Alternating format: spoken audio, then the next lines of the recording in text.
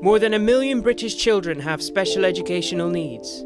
At school, they should be given support to help them learn, but in many cases they're being forgotten. In this programme, the casualties of the education system speak out.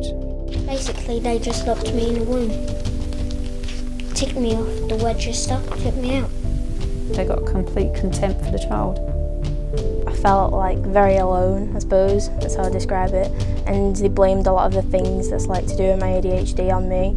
It's just absolutely devastating to see a young person get to such a point, to feel like she's just got no place in the world because nobody cares. We ask the experts, what's going wrong? Money is always a problem. It is never the only problem. A great deal of it is vision and commitment. And quiz politicians about what needs to change. You need equity in the system. Just because you live in one part of the country, you shouldn't lose out compared to another part and vice versa. What if it was your child?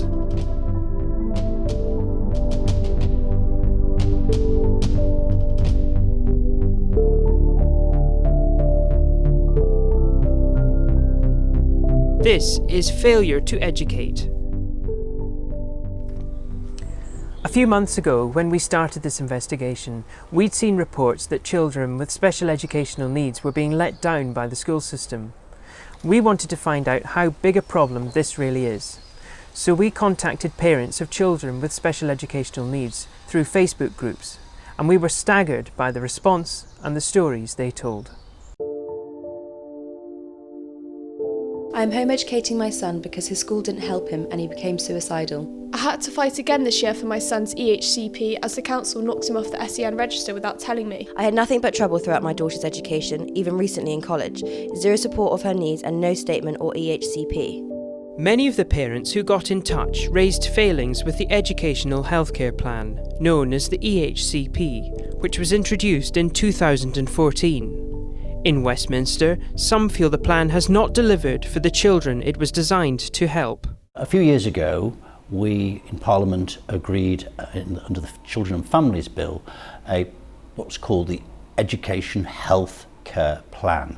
So you were linking up educational needs with health needs with social care needs. And the idea of that was that, as I say, young people who had special educational needs would be diagnosed what the problem was, and it would all be dealt with within 12 weeks. Sounds great on paper, and everybody was really up for it. But that hasn't in reality happened. 14-year-old Evie lives in Stockport with her mum Sharon and suffers from type 1 diabetes and ADHD.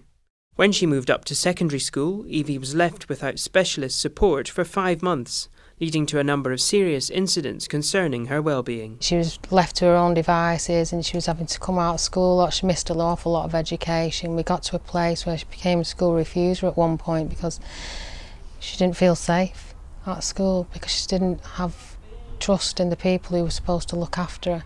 And there was just this point-blank refusal to deal with what needed to be dealt with, and as a result Evie was actually put at risk, serious risk, that's resulted in us having to go to tribunal to have these matters addressed, so in terms of SEN and disability discrimination. Evie's treatment by the school took its toll on her mental health. She started to self-harm and began having suicidal thoughts. I felt very alone and just not really noticeable. I just didn't want to do anything, depressed. It's like quite invisible and quiet. As a mother, actually observing your child going through that and knowing that there's absolutely nothing you can do, or it certainly feels like that, to change the situation, because everything that I could have done, I did, and people were not listening. They just were not taking it serious at all. Barney ANGLISS is an SEN consultant and teacher. He has spent many years helping children get the support they need in school. The system really provides for support across a wide range of needs, but it involves a number of agencies, and the main problem is getting those agencies to work with each other and working across boundaries between health and education and social care.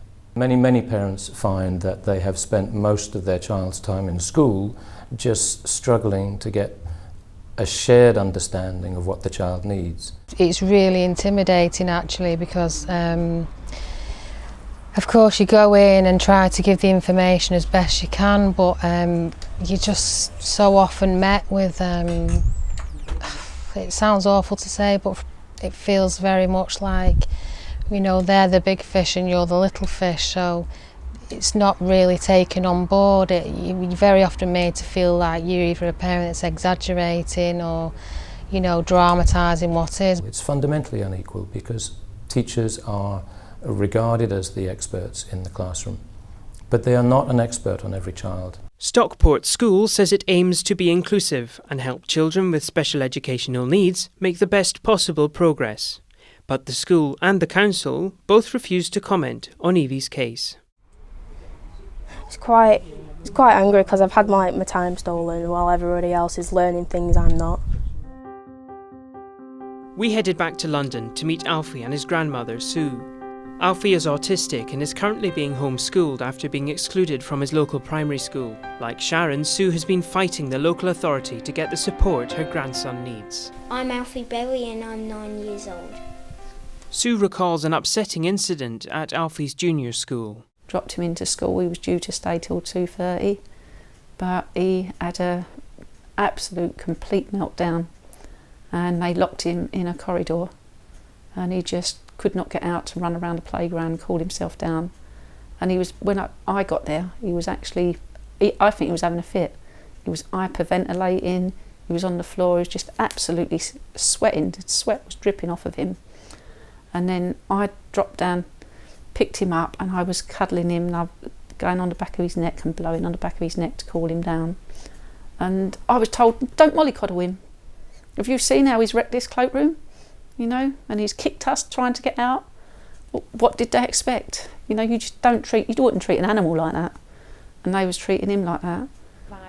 This is Jennifer McKay. She's a special needs teacher with 9 years' experience in both mainstream and specialist schools. As a society, if we could better manage those naughty behaviours and see what they are, that they're a communication to us, and look at what's happening with the child and get some training in at mainstream level of occupational therapists or specialist training right at the early start to give the staff and everyone working with that child, rather than take them out and move them, to hang on, here we have a child, let's support them. I think every single borough just want to get the child off their books and out the borough.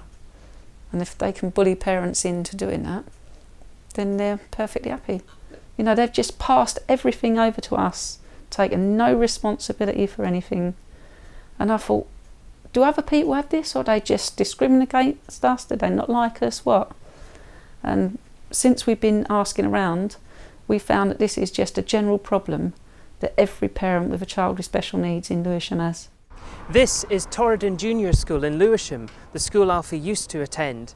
The school insists that children with special educational needs will receive a broad and balanced academic curriculum. It also stresses that parental involvement is key to the success of its pupils. But nobody from the school nor Lewisham Council would speak to us about Alfie's case or their approach to special educational needs. I want to go back to Torridon Junior where all my friends are, but I want the teachers from Torridon Infants to go to Torridon Junior too, not so I can be trapped in that horrible room.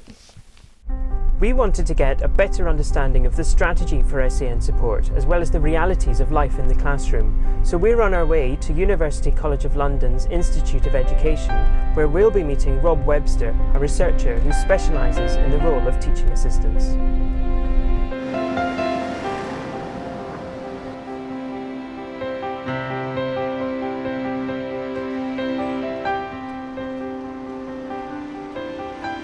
I think what concerns me most about the work that we've done is the lack of priority around where SEN is in education. So at a system level, and perhaps with the exception of a few schools here and there who do it well, we haven't really got a clear strategy in mind for how we best provide for the needs of kids with SEN. This is happening as well at a time when we're seeing more children with SEN coming into the system, and the complexity of those needs, that profile is getting more complex. We're seeing different types of SEN. In classrooms like this one, teaching assistants help support children with special needs. They are at the heart of the system, but have limited training and face growing demand. There are people in schools who kind of came into the job as a parent helper and were offered a contract of work, and they're sort of working part-time. And maybe the job has moved around them, and the training hasn't kept pace, and the demands that put on them are more and more, and the complexity of the types of children they're working with has increased. So this puts teaching assistants in quite a difficult position. There's so many complex needs that need specialist professionals advising, training, occupational therapists coming in, observations of me, my practice. There's a constant, it's a gratuitous approach towards developing your skills. It takes a long time, and so if we're getting in people who without this experience, the students will miss out, and it's quite scary to think what they will miss out on. Rebecca Gould owes her education to inclusivity. She was the first child with Down syndrome in her area to attend mainstream school. I went to 3 primary school and 2 secondary school and 3 college. Yeah. At school, Rebecca benefited from day-to-day help with her learning. But to secure funding for this, Rebecca's parents had to justify to the local authority why their daughter should get a school place. She is grateful for the opportunity to make friends.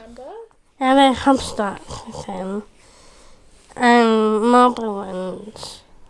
She even sat some GCSE exams, but to do so it was a constant fight for her parents.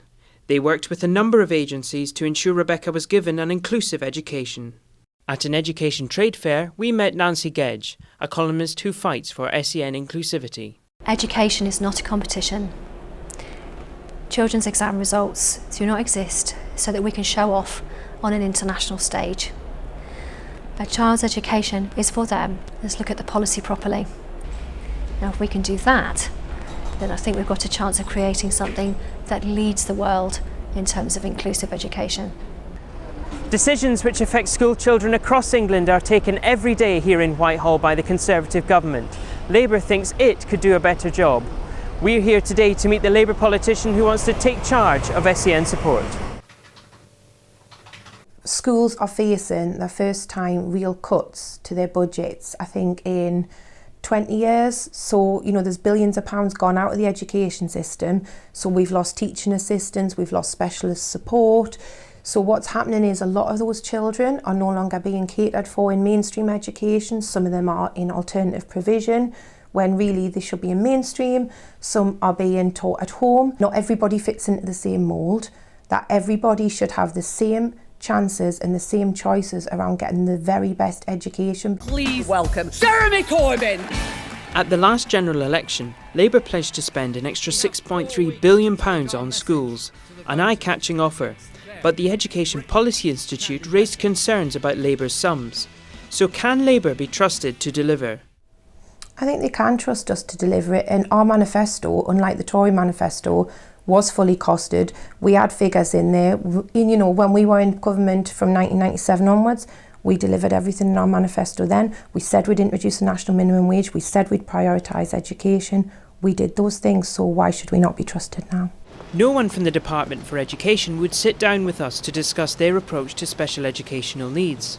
Instead, the department told us that it's been a huge task to transfer children to the new educational healthcare plans, but that they are committed to ensuring all children have the support they need to succeed. Everyone agrees about the importance of educating future generations, but we've found that some children with special educational needs are currently falling through the cracks of the system. The challenge now facing the government is to work together with teachers and parents, ensuring that Britain's special needs children don't become Britain's forgotten children.